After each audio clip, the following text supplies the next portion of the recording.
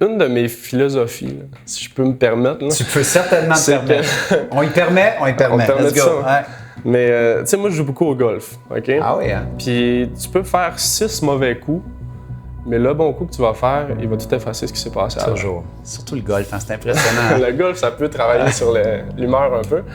Mais je me dis toujours, justement, qu'un petit peu comme dans la vie, tu peux avoir 3-4 mauvais coups de suite, mais le bon coup que tu vas faire, il va annuler tout ce qui s'est passé 100%. juste avant. La manière dont tu te sens, ce que tu penses de toi, ta fierté, c'est incroyable. Puis ça te remet dans un alignement. souvent, ça prend juste un bon coup pour te remettre sur les rails puis pouvoir repartir un petit peu plus fort. Mais ça veut pas dire que tu seras pas 6 coups dans le bois à essayer de sortir ta balle pour la mettre dans l'allée. Exactement. Mais quand ça arrive, t'es content. Et l'entrepreneuriat est tellement comme ça, le monde artistique est comme ça. Très souvent, on peut passer un très gros pourcentage de notre démarche dans le bois. À un moment donné, les choses s'enlignent. Et puis, on vit aussi pour ces moments-là, mais il faut aussi apprécier les moments dans le bois. Exact. Parce qu'on part de là. Tout le monde part dans le bois. Là. Ah non, Mais c'est vrai. C'est pas tout le monde qui arrive à faire un bon coup en partant. Là.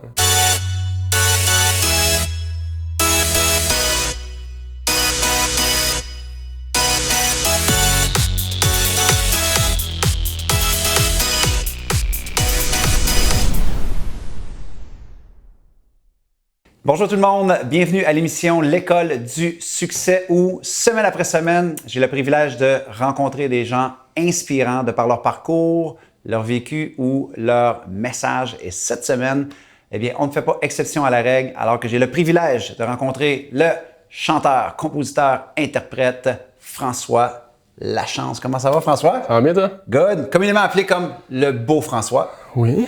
Parfois. Ça a déjà arrivé, exactement. Ma mère, souvent. Ta mère? Ah, pas juste ta mère. Non, j'ai lu des commentaires sur Internet et puis bon, ça revient souvent. Ah, écoute, François, je veux que l'entrevue se passe en 2 temps aujourd'hui. Oui. Donc, je l'ai dit d'entrée de jeu, tu es un artiste, tu es chanteur, interprète, compositeur, tu es enseignant en éducation physique, gradué là-dedans, une passion pour le sport. Mais je veux m'adresser autant à l'artiste qu'à l'entrepreneur aujourd'hui parce qu'on oublie souvent que derrière ce que l'on voit sur scène, aujourd'hui, la réalité, c'est qu'il y a beaucoup de choses aussi qui doivent être gérées comme un entrepreneur. Est-ce que je me trompe? Non, c'est tout à fait vrai ce que tu dis. Avant qu'on se ramasse sur scène à chanter devant plein de gens, faut travailler, faut se pratiquer, faut bâtir des choses, bâtir sa confiance aussi. Puis un coup qu'on est rendu là, ben, c'est là que le fun commence un peu. Ah, exactement. La connexion avec les fans, elle est là, mais avant ça, il faut qu'on se roule les manches et il y a du boulot à faire. Puis surtout, tu sais, moi, je parle pour moi, mais j'écris mes chansons. Ouais. Fait que si je me présentais sur scène sans trop savoir de quoi j'allais parler, sans trop savoir si mes chansons sont bonnes ou pas, faut prendre le temps quand même d'aller prendre le pouls de tout le monde, prendre le pouls des gens, savoir si c'est bon ce que tu fais avant de te présenter sur scène. Parce que moi, j'ai tendance à me remettre beaucoup en question par rapport à ça.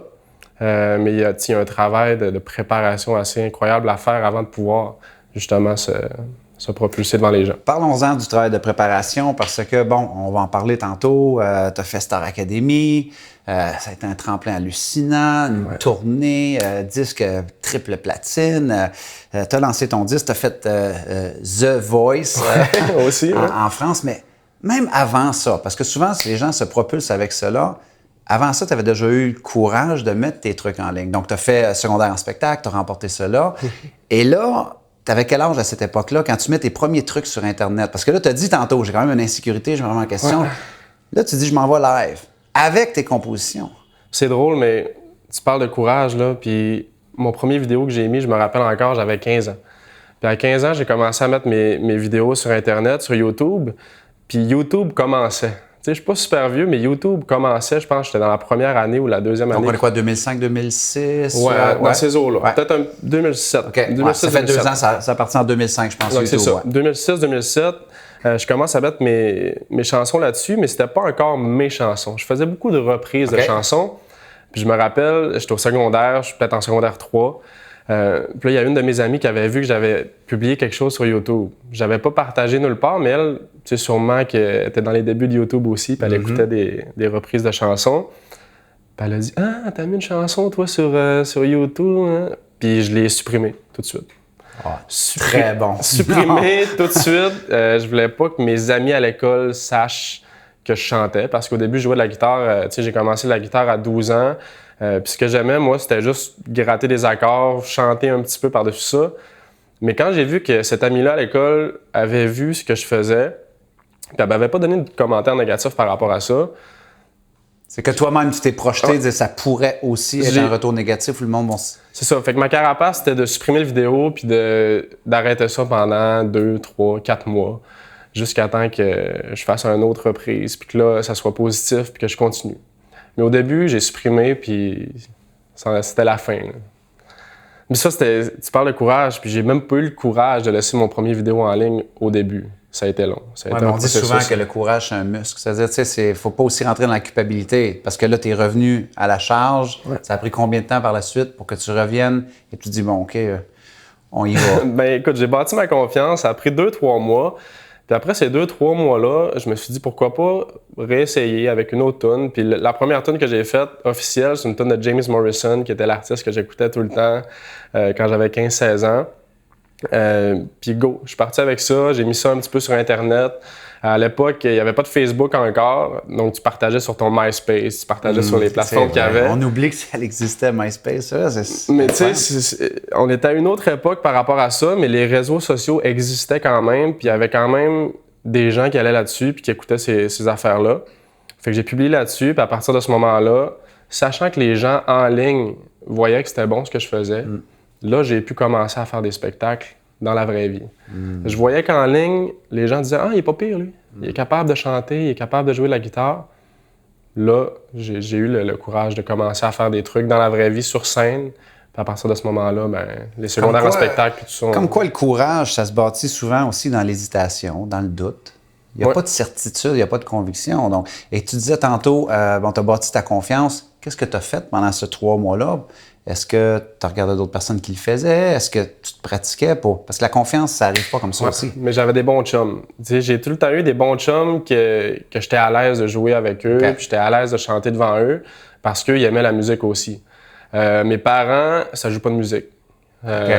Ma mère chantait un petit peu des tunes de Patrick Normand. Fait que je l'entendais quand j'étais plus jeune, mais j'avais peut-être pas le courage de chanter devant mes parents, devant ma sœur, qui était une super pianiste, qui m'a montré à jouer du piano. Mais mes bons chums, que je sentais que je pouvais jouer devant eux, qui me disaient ah, « c'est bon ce que tu fais, tout ça », bien, pendant ces 2-3 mois-là que j'ai commencé à chanter devant eux un petit peu plus, ben, ils m'ont dit go. Ils validaient ce que j'avais, puis ça m'a permis après ça à l'école de faire des petits spectacles étudiants. J'ai fait un petit peu, j'ai fait un show hommage à Pink Floyd, que j'étais bassiste là-dessus. J'ai chanté une chanson juste pour dire que je faisais un petit peu de scène. Puis après ça, ben, tranquillement, tu sais, de succès en succès, c'est là que j'ai bâti ma confiance puis que je me suis dit je suis capable de faire ça. Tu sais, pourquoi pas continuer puis t'sais, on se nourrit de ça un peu aussi. T'sais, quand ça va bien et que les gens disent que c'est bon, ben, ton ego est flatté à chaque fois. Puis surtout, quand c'est ta passion, tu te dis c'est le fun ce que je fais. C'est pas un travail, c'est ta passion. Puis en plus, les gens, ils flattent ton ego par rapport à ce que tu fais. Est-ce que ça peut être aussi un piège? Un peu. Je pense que les commentaires négatifs peuvent... ça peut te remettre en question. Puis c'est souvent les commentaires négatifs qui restent, puis parce que tu sais, quand c'est positif, tu te dis, pas de problème. Cette personne-là connaît la musique. Mais c'est ça, la petite tape dans le dos, elle est fun, mais elle passe vite, tandis que la tape d'en face, elle reste plus longtemps. Puis souvent, c'est pas méchant, c'est juste, à la limite, ça peut être constructif. Ah, t'aurais dû chanter telle affaire, peut-être de cette façon-là. Mais même à ça, souvent, tu te dis, toi, tu chantes-tu? Es-tu capable de chanter, toi? Pourquoi tu me dis ça, tu sais? Mais il faut être capable de le remettre en perspective mais aussi. Je pense aussi que ma force, ça a été ça. Avec les réseaux sociaux, tous les commentaires que tu reçois de partout dans le monde, t'en as souvent des négatifs. Il faut que tu sois capable de passer par-dessus parce que peu importe ce que tu fais, il va tout le temps avoir des gens qui n'aiment pas. Puis ça, tu contrôles pas ça. Même les plus grands artistes au monde, ils ont leur lot de personnes qui les aiment pas. Tellement vrai. Donc, à partir de ce moment-là, ben... Et là, par la suite, l'univers de la composition, parce que au début, tu as commencé avec des covers, puis là, c'est un autre niveau de confiance, c'est de dire, je me mets les tripes sur la table, je l'écris, je partage de mon intimité, de mes échecs, de mes moments un peu plus sombres. Et c'est aussi ce qui t'a démarqué à Star Academy. Parce qu'à cette époque-là, il y avait eu Wilfred à l'époque, il y en avait eu quelques-uns, mais c'est rare qu'on arrive là avec ses propres compos. Puis moi, c'était c'est le fun que tu en parles parce que moi, c'est ce que je voulais. Je voulais partager mes chansons, puis je voulais pas me présenter dans une espèce d'émission comme ça qui met les chanteurs de l'avant sans chanter mes chansons. Parce que j'ai commencé à écrire mes tunes à cause des peines d'amour que j'ai eues, à cause des peines d'amour que j'ai eues, puis des peines d'amour que j'ai eues. En fait, j'écrivais à peu près juste sur ça au début. Mais après ça, tranquillement, tu sais, j'ai vécu d'autres choses, puis tu sais, quand je me suis présenté, je me rappelle la première audition à Star Academy. J'étais avec des amies filles qui chantaient depuis des années. Puis moi, j'allais là un petit peu pour les accompagner. Parce que moi, je me faisais pas d'attente du tout par rapport à ce qui allait se passer. Mais j'avais déjà quand même une espèce de fanbase là, de peut-être 1000 personnes qui me suivaient. De par ton courage. De par mes réseaux sociaux. Puis là, à ce moment-là, Facebook commençait. Donc, j'avais quand même une petite fanpage et tout ça, mais pas d'espoir vraiment d'aller à la prochaine étape. Surtout que moi, chez nous, à Alma, il n'y en a pas qui ont réussi à faire de la musique, puis il n'y en a pas qui ont réussi vraiment à sortir de la région avec leur musique. Il y en a eu quelques-uns qui ont fait Star Academy, des Marc-André Fortin, des Audrey Gagnon. Mais au lac, ils n'avaient pas. Il y en avait au Saguenay, mais ils n'avaient pas au lac. Qui n'est pas la même chose, hein. Pour les gens qui sont en France, il y a une différence. On ne relancera pas la guerre du lac contre le Saguenay, mais bref, il n'y en avait pas. Puis j'allais là avec mes amis filles qui chantaient depuis des années, depuis 10, 15 ans. Puis moi, avec ma guitare puis ma chanson, je me suis juste dit, on l'essaye, puis on verra. Et qu'est-ce que tu as chanté? J'ai chanté Sur le seuil. Sur le qui est seuil, une de tes compositions. Qui est une de mes premières compositions. Puis au début, je composais en anglais. Qui était sur ton premier disque, Je suis là. Oui, exactement. C'est sur mon premier disque. Puis c'est une des premières tunes que j'ai écrites en français. Parce qu'au début, j'essayais d'écrire des tunes en anglais, mais personne ne comprend au Lac-Saint-Jean vraiment ce que les gens disent en anglais. Puis moi-même, je suis même pas sûr que je comprenais ce que je disais. Fait que j'ai écrit cette chanson-là, cette première chanson-là, qui parlait d'une peine d'amour. Puis je me suis présenté avec ma casquette, ma chemise carottée devant Stéphane Laporte, devant Esther Théman. Puis ça a déboulé. Ramène-nous juste un peu, parce que c'est une audition, là. C'est Stéphane Laporte, c'est Star Academy, ça fait à ce moment-là... Ça fait 6-7 ans. Oui, c'est en 2003, je pense 2002-2003, ça fait quasiment 10 ans. Ben, en fait, moi, c'était en 2012. Non, mais c'est ça, mais ça a commencé. Mais oui, c'est ça, j'ai vu Wilfred. Oui, c'est ça, je crois que c'était en 2002-2003, Wilfred. J'avais 12 ans, quand j'ai vu ça. Wilfred la première fois avec sa guitare. Donc, toi, t'es-tu fébrile? Ben, moi, je suis 10 ans plus tard, puis je me vois exactement comme Wilfred sur scène déjà. Sauf que je me fais pas d'attente en même temps parce que je me dis, il y a plein d'étapes à passer avant d'en arriver là. Est-ce que Wilfred avait semé une graine avec sa composition, justement? Lui, c'était le vieux loup de mer ou un truc comme ça? Ouais, ben écoute, honnêtement, Star Academy, la seule année que je l'avais écouté, c'était l'année de Wilfred. Puis en plus, j'ai rencontré Wilfred des années après, puis je lui ai dit que c'était un petit peu grâce à lui que j'ai commencé à jouer de la guitare. Prendre la guitare, oui. Hein? Parce que c'est dans les mêmes années, j'avais 12 ans. Puis je me rappelle, l'été suivant Star Academy, j'ai acheté ma première guitare, puis c'est là que j'ai commencé. Parce que j'avais vu Wilfred. Une inspiration. Ouais. Une inspiration, puis c'était gros, c'était le premier Star Academy. C'est énorme. Tout le monde écoutait ça. Mais les années d'après, j'ai décroché un petit peu. Sauf que je savais quand même en background que quand j'allais avoir peut-être 18 ans, j'allais pouvoir participer. Parce que ça prend une limite. Tu sais, il y avait une limite d'âge. Ah, je savais pas, OK. C'est à partir de 18 ans que tu pouvais auditionner pour Star Academy. Donc, quand j'ai eu 18, 19 ans, les auditions à Chicoutimi, qui étaient tout près de chez nous, à Alma dans le temps, je pars avec mes amis qui chantent depuis des années, puis je me présente avec ma chanson, puis je me dis, regarde, s'ils n'aiment pas ma toune, ils n'aimeront absolument pas rien d'autre de ce que je fais. Fait que je joue, je chante ça, puis ça va relativement bien. Je l'ai joué plus vite parce que j'étais stressé, mais ça a quand même bien été.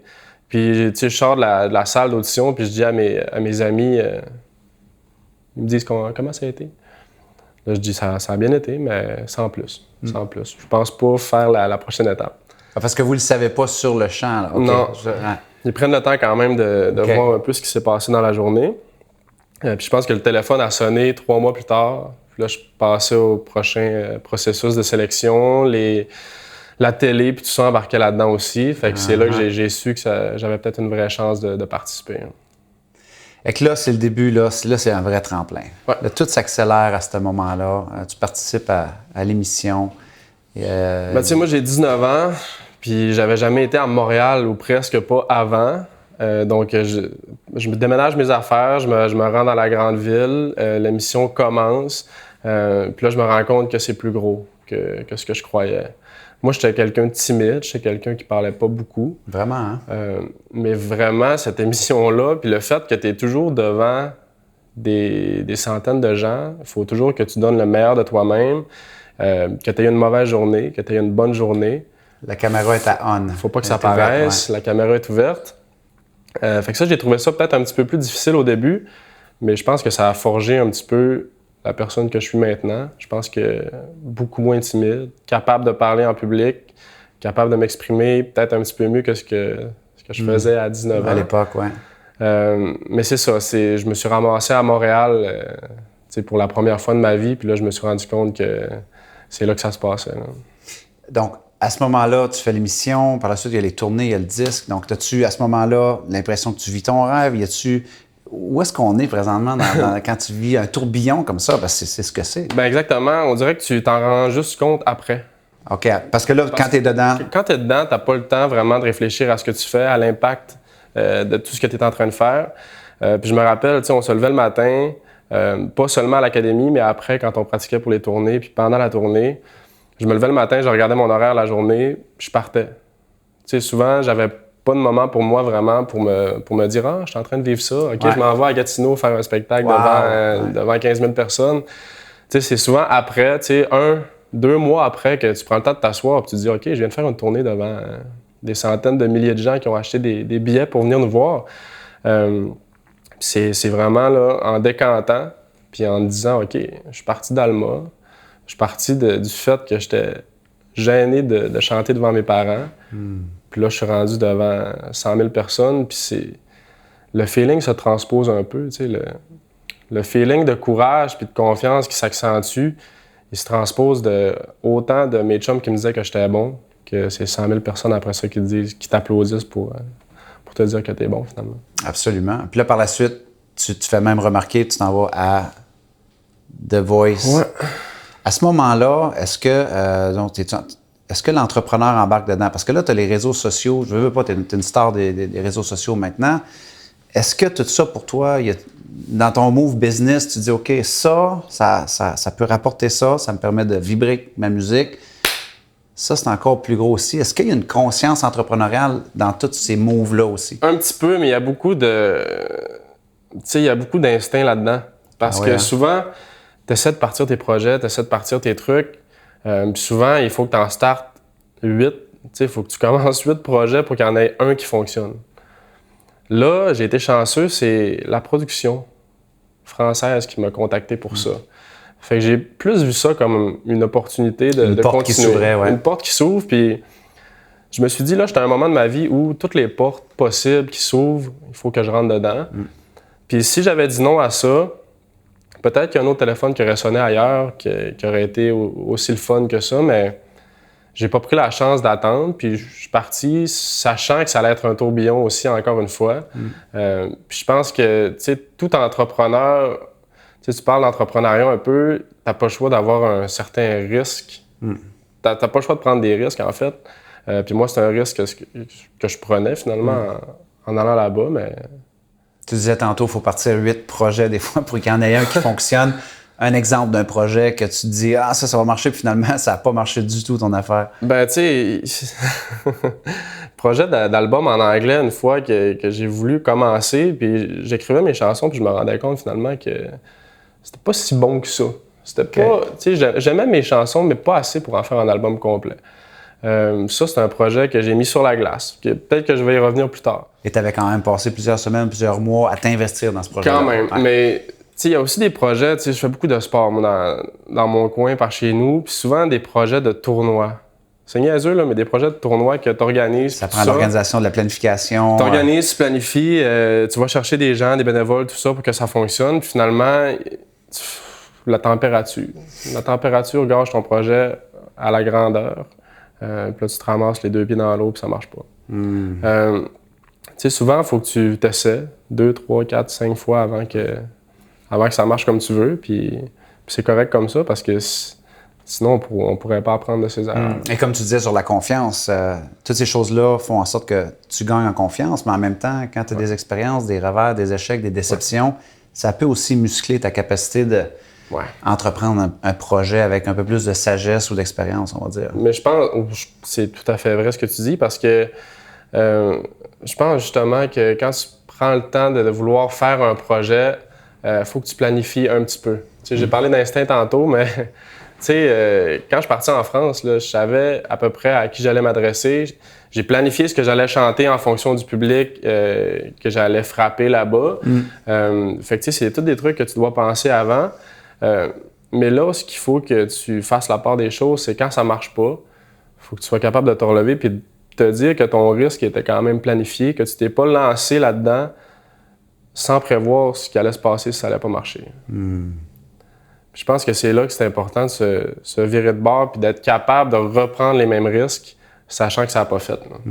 Comme toute bonne compagnie qui fait faillite la première fois, qui se rebâtit, qui change une coupe d'affaires, qui repart, puis après ça marche. Et c'est tellement vrai aussi parce qu'on peut sentir qu'on s'est fait brûler puis que finalement, c'est juste pas notre destin, c'est pas pour nous autres, mais d'avoir le courage de revenir à la case départ, de dire qu'est-ce que je peux améliorer, ajuster, faire différemment.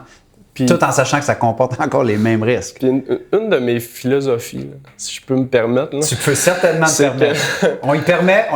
Let's go. Ouais.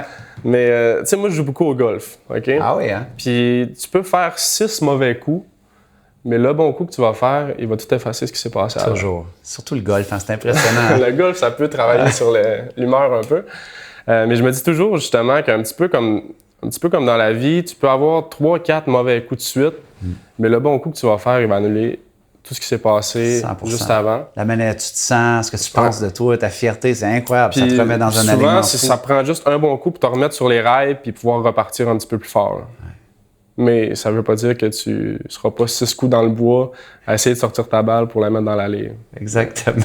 Mais quand ça arrive, t'es content. Et l'entrepreneuriat est tellement comme ça, le monde artistique est comme ça. Très souvent, on peut passer un très gros pourcentage de notre démarche dans le bois. À un moment donné, les choses s'enlignent. Et puis, on vit aussi pour ces moments-là, mais il faut aussi apprécier les moments dans le bois. Exact. Parce qu'on part de... Tout le monde part dans le bois. Là. Ah non, c'est vrai. C'est pas tout le monde qui arrive à faire un bon coup en partant. Je lisais dans la préparation d'entrevue, François, que tu as fait une levée de fonds Kickstarter pour ton deuxième album. Donc, encore une fois, j'aime ça parce qu'il y a beaucoup d'artistes qui disent il n'y a pas d'argent, on n'a pas les fonds, il n'y a pas de ci. Et c'est correct, c'est normal, oui, il faut toujours donner de l'argent à la culture, mais en même temps, ce sens de responsabilisation-là, de revenir et de dire OK, it's on me. Je le fais, je m'en occupe, et là, on monte une campagne de financement, on interpelle nos fans. Ça, c'était un petit peu audacieux. Parce qu'au début, j'étais pas certain de vouloir aller chercher l'argent dans la poche des gens qui m'écoutent. Parce que je savais pas, tu sais, tu dis que c'est difficile parfois la vie d'artiste, trouver des fonds, tout ça, lancer des albums. Puis j'étais dans cette situation-là pour mon deuxième album. Je me suis dit pourquoi pas partir de zéro, faire la campagne de financement, puis espérer tout simplement que les gens soient au rendez-vous puis qu'ils financent un petit peu le projet. Ça a été au-delà de mes espérances. On a ramassé 25 000 en un mois. C'était quoi tes attentes? C'était 25 000 mais mes attentes réelles, je pensais ramasser peut-être un 5 10 000 c'est ça, exactement. Dans tes rêves les plus fous, 25 000? Dans mes rêves les plus fous, 25 000, mais mes attentes étaient à 5 10 000. Puis c'est pas parce que j'étais pessimiste par rapport à ça. C'est juste que je me disais, est-ce que les gens vont embarquer dans un projet artistique, dans une démarche d'auteur-compositeur qui sait où ce qui s'en va, oui, avec ses chansons, mais est-ce que ça vaut la peine de mettre un 20 $ là-dessus, un 40 $ là-dessus, sachant que le projet, peut-être qu'il ne verra pas le jour, peut-être que ça ne sera pas à la hauteur de mes espérances? Parce que c'est un petit peu ça le concept du Kickstarter, c'est que les gens mettaient de l'argent là-dessus sans savoir c'était quoi les chansons, sans savoir si ça allait être bon ou pas. Fait que ça, c'est une pression de plus que je me mettais sur les épaules. Mais ça a été gratifiant. Est-ce qu'il y avait un cadeau qui venait avec ça? Souvent, on va voir si tu le fais, tu as accès à 2 chansons. C'est sûr que j'avais pas le choix parce que je me serais mal vu demander de l'argent aux gens. Pour quelque chose que tu vas vendre après ou... Pour quelque chose que je vais vendre après ou bien pour quelque chose que je leur donnerais tout simplement pas. Tu sais, juste demander de l'argent pour demander de l'argent. Comment est-ce que tu l'avais fait? Qu'est-ce que tu avais donné? C'était quoi la créativité avec laquelle tu étais arrivé? Il y en avait plusieurs. Il y avait plusieurs cadeaux qu'on donnait en fonction de... Ça pouvait être des albums, des affiches autographiées. Ça pouvait être des spectacles directement chez les gens que je me déplaçais pour faire des shows. Wow. Fait que, tu sais, vraiment, il a été avec un petit peu de créativité là-dessus. Il y avait des t-shirts que j'ai fait, que j'ai commandé. J'ai créé un logo moi-même que j'ai mis sur un t-shirt qu'on vendait pour la campagne de financement. Très bon. Mais tu sais, si je l'avais pas fait, je me dis que j'aurais peut-être pas eu de deuxième album. Il aurait fallu que je sorte tout l'argent de ma poche, que j'aille à la banque, frapper à gauche puis à droite pour avoir un prêt. Ouais. Sauf que là, j'ai été avec le public, puis ils ont tellement répondu que je me suis dit, OK, le concept fonctionne. Ouais. Parce que souvent, sur ce site-là, c'est des startups de compagnies, c'est de la techno, c'est des nouveaux SaaS, prototypes. Ouais. Ils recherchent 100 000 $ en 2 mois, tu sais. Moi, je me disais, OK, 25 000, c'est beaucoup d'argent, puis je me donne 1 mois. Si ça marche, tant mieux, on y va. Si ça marche pas, ben tant mieux, on s'en va aux banques, puis on y va le plus possible quand même. Sauf que c'était quand même un risque à prendre. Wow! Est-ce que ça vient de tes parents, ces valeurs-là? Comme, tu sais, tu as beaucoup de valeurs qui se retrouvent maintenant dans ta façon de faire des affaires, détermination, résilience, introspection, humilité. Est-ce que c'est un mix de tes parents et des mentors que tu as côtoyés ou des gens que tu admirais dans ce domaine-là? Je pense que oui. Je pense que mes parents m'ont toujours supporté dans peu importe ce que je faisais. Je pense que l'éducation a été une valeur vraiment forte que mes parents m'ont inculquée d'aller à l'école puis d'avoir un plan B. De toujours avoir quelque chose en background, si la musique ne fonctionne pas. Ouais. Mais ce que tu as fait merveilleusement maintenant. Mais ça a toujours été aussi être capable de s'adapter aux situations où que ça va pas bien, puis de continuer. Mon père a perdu son emploi. Je me rappelle quand j'étais un peu plus jeune.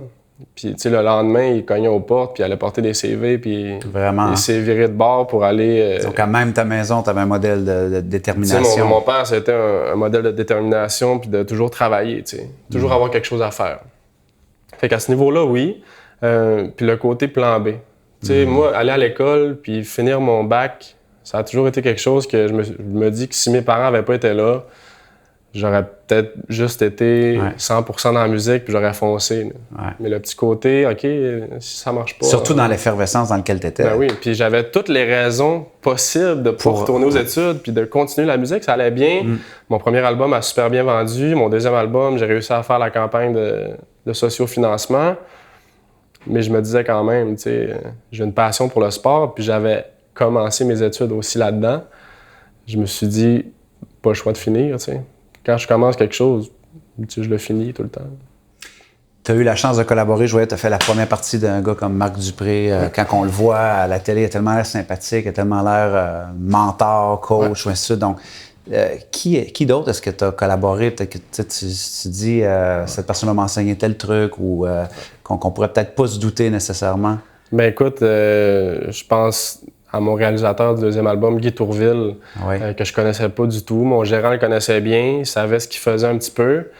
Mais je me rappelle la première fois que j'ai rencontré ce bonhomme-là, grand monsieur, 6 pieds 3, 6 pieds 4. Première poignée de main, je savais un petit peu que ce gars-là allait m'amener... Déjà?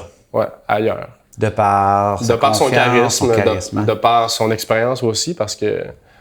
c'est pas juste parce qu'il y a des cheveux gris qu'il y a de l'expérience. Je l'ai vu tout de suite. Qu'est-ce que tu veux dire? Non. J'imagine que tu es expérimenté. Exactement. Mais je l'ai tout de suite vu par sa façon de comprendre où je voulais m'en aller avec ma musique. Moi, c'était important pour moi d'avoir quelqu'un qui comprend ce que je veux faire parce que, sachant que c'était mon argent que je mettais là-dedans cette fois-ci, que c'était pas l'argent de ma maison de disques, je voulais de l'autonomie puis que la personne qui embarque avec moi sente que j'avais quand même une partie des rênes à tenir aussi là-dedans.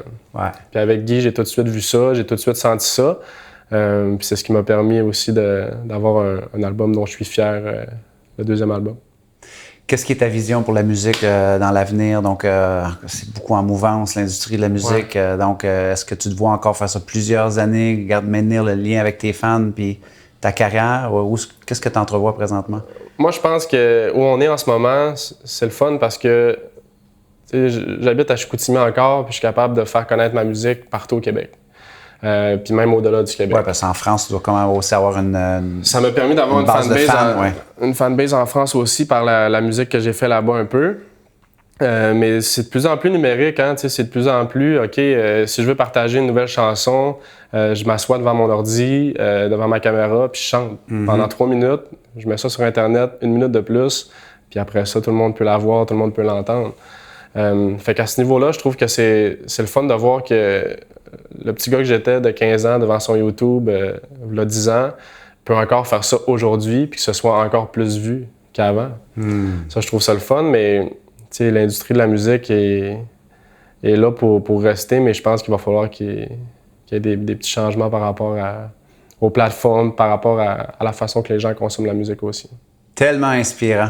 Ouais. François, merci énormément de t'être arrêté à l'École du succès. Pour les gens qui nous écoutent en passant, il s'est déplacé pour 5 heures de temps pour venir nous rencontrer avec son gérant. Donc, nous, on est à Montréal, lui est complètement à Chicoutimi.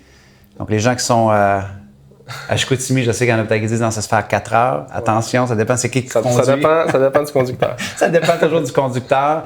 Et donc, les gens qui veulent te suivre, donc on comprend bien, hyper présent dans les médias sociaux, ouais. Facebook, Instagram, site Internet. Les gens peuvent aller écouter ta musique, acheter les albums. Ouais. On va mettre tous les liens sous l'entrevue. Merci beaucoup de t'avoir raconté ce parcours-là. Très inspirant et beaucoup de sagesse. Ça me surprend que tu n'aies pas de cheveux gris. Quelques-uns quand même. Ça s'en vient. Alors, j'espère que vous avez retrouvé autant de valeur que moi, j'ai pu en retrouver dans cet entretien-là. J'aime toujours connaître les arrière-scènes, un peu comment est-ce que tout ça s'est mis en place. Alors, je suis curieux de voir lequel des propos de François peut-être vous a le plus interpellé dans son histoire. Si vous êtes des fans, évidemment, laquelle des chansons est-ce que vous préférez? On a hâte de lire vos commentaires. Alors, tant qu'à moi, il me reste simplement à vous dire à la semaine prochaine pour une autre émission de l'École du succès. C'était Martin Latulippe qui vous dit au revoir tout le monde.